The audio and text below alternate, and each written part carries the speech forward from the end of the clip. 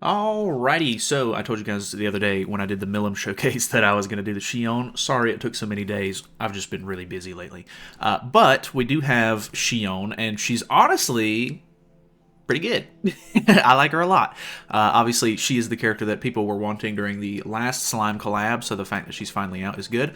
The only unfortunate part, if you don't know, is she is a PvE only unit, which that sucks a little bit, but I feel like a lot of the collab PvE units get really good usage, so I'm not too upset because I'm pretty sure I'll be using her for the foreseeable future. So at least I'll get my money's worth, I guess, out of her. Like, I'll be using her enough to where I feel like I'll get some good gameplay time out of her. Obviously, Milim is insane right now. I don't know how the meta's planning on like shifting with new upcoming characters and everything. It seems like we're starting to get into the new power creep sort of experience that happens every year, so who knows. I don't know how long she'll last in the meta, but PvP characters always end up getting phased out at some point. So I don't know. I don't know if Shion will necessarily outlast Milim. I doubt it, but we'll see. So either way, her Holy Relic is removes 2 debuffs from each ally when allies use 3 single target attacks in 1 turn in PvE. So that is really important because we're going to be using her on Transcendent Hraesvelgr, floor 4 of the bird, if you don't know. And he does put on some annoying debuffs and stuff like that, and you kind of need to get debuffs off of you because during most of the fight, he does more damage depending on how many debuffs you have on. And we're using her in place of the traitor melee that normally goes on the team. So she ends up working out pretty well because melee has an amplify card, she has an amplify card, and then you're basically just using Melee's Holy Relic to use his AoE skill, that's his second, to remove debuffs. And because it's part of her Holy Relic and it's baked in, you don't have to worry about that too much. She kind of just literally takes place of it, and she's more modern, and she has good stats and stuff like that, and she crits, and her passive is insane, so it just ends up being a little better overall, I think, for the team. I do like the fact that Melee adds the damage taken decrease stacks, but it's just kind of a trade-off.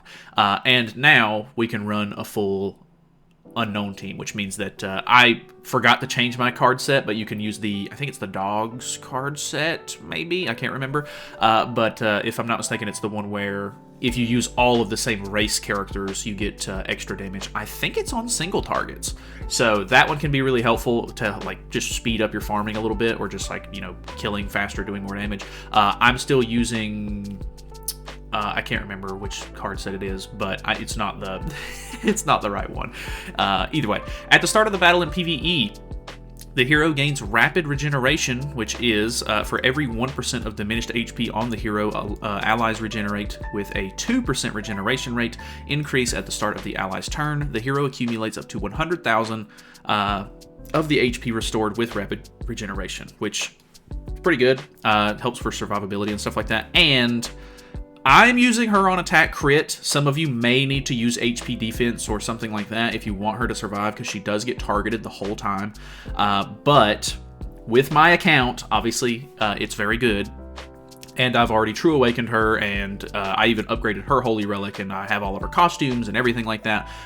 Mine's able to survive. I don't really have a lot of close calls, so you might be able to go with an attack set. I've seen some people just do attack defense, so that way she has more tank, but still does good damage. But I went attack crit just because I can get away with it. Results may vary, of course, for you. But she gains rapid regeneration and Battle God's Power, which increases allies' attack by 10% of the accumulated points at the start of the ally's turn. So as the battle goes on, your team does more damage. For each ally participating in battle, the hero's basic stats increase by 5%, and allies' damage taken decreases by 7%. So you don't necessarily get the same stacks as Melee, but you still get a similar sort of effect, and you get more attack, which is great. When an ally uses a single target attack, the hero's attack-related stats increase by 5%, up to a maximum of 25%, so that's 5 stacks. When allies use single target attacks 3 times in 1 turn, all allies' crit chance increases by 30%, and their crit damage increases by 50% for 2 turns. So it's very easy to stack up buffs and stuff on her, so that is very, very nice. Her other skill that wasn't the Amplify is a Power Strike single target. It hits really hard. It's pretty nice when you don't need to use the Amplifies to remove Immortality stacks on Phase 3. And then her ultimate is basically just Assault Mode Melees, where she gets a 50% basic stat increase, which is nice because that's 3 extra buffs that will go into her Amplify skill doing more damage, so that's great. So I have farmed this quite a bit this week, actually. I've gotten a pretty good grasp on the team, I think. Obviously, there can still be a little bit of RNG on Phase 3, whether or not you get the right amount of cards. I am still using Thor. Obviously, if you don't have Thor, I have seen people use Milim. I don't know how well that would go personally, because I know that Thor's cards, both of her cards and her ultimate, do remove an immortality stack on Phase 3. And I feel like the only problem I ever have with this fight is if I just get really bad card draw and I get too many Freyr cards or something that's not going to remove an immortality stack in Phase 3. So the rest of the fight, fairly simple, fairly straightforward for me most of the time nowadays. So I really don't have too many issues with it anymore. But like I said, if the RNG's bad and Phase 3 comes along and I just get really bad card draw, that can be the one big factor that ruins my run. And I feel like not having Thor, obviously she's not available right now, and who knows when she's coming back. You might be in a bad spot there. But I'm personally not too interested in trying the Milim, because I think it would just add extra RNG to the fight, of course. But if that's the only option you have and you already are going to try it out, let me know how it goes. I'd be interested to hear. But yeah, we'll see how everything kind of works out. So I typically try to make sure I'm just spamming single targets here, and then we're going to make sure that we have some level 2s in hand. I can get through this phase a bit faster than I'm used to with Shion on the team, because we are increasing, stats and attack and stuff like that. So I think if you get really good card draw, you could probably kill this in two turns. If you use the right cards and stuff, but typically on his turn 3, which I think is right here, he is going to, or is this his turn 2? Yeah, I think I can't remember. I guess this is his turn 2. My turn 3, he has put debuffs on us at this point, so we have to use the Magilda cleanse, and then we're just going to, do I have anything for a level 3? I don't really. We'll throw out some of these worse cards, I think.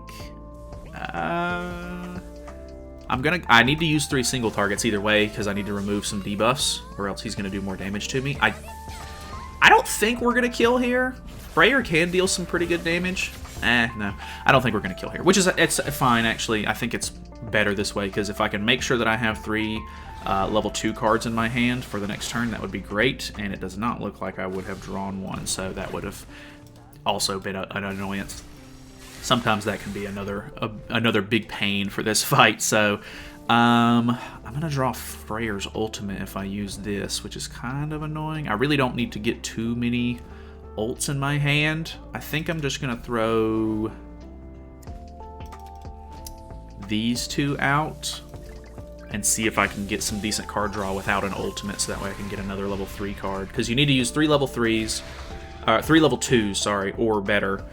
On this phase right here, so luckily I did draw the extra Freyr card, so I'm going to use that just to merge, and then we use all 3 of our level 2s. That will give us enough stacks to where it puts the shield on us. I can't remember what the shield's called. Hraesvelgr's Blessing, I think it is. And you basically have to have that buff on your characters for them to do any good damage. The only unfortunate part is that he's going to attack Shion. He's going to break the protection on her. Oh, it's Hraesvelgr's Protection, not Blessing.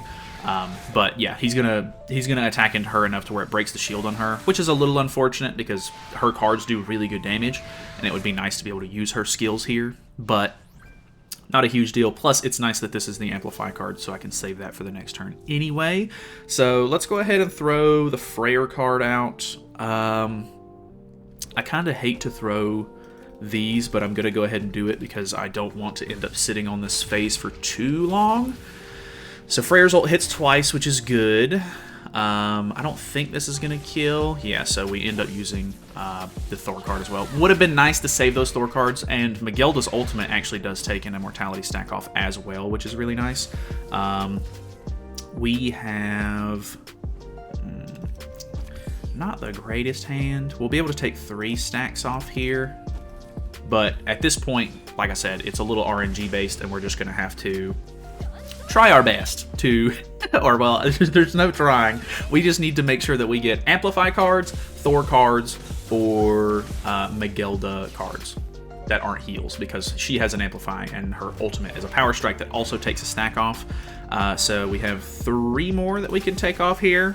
Ideally, I try to play for like card draw as much as possible here, so that way I can try to draw cards that don't take immortality stacks off. Luckily, he seals stance cards first. I think it's buff cards second, or maybe it's debuff cards, I can't remember, and then it's buffs, and then he attack seals you, and then he ultimate seals you. So as long as you can get all of your immortality stacks down by the time he attack seals you, you could kill with an ultimate, but obviously it can be, like I said, very RNG based. So luckily we can get a little bit of a merge there. That Freyr card is not going to crit, which is unfortunate. You really would like...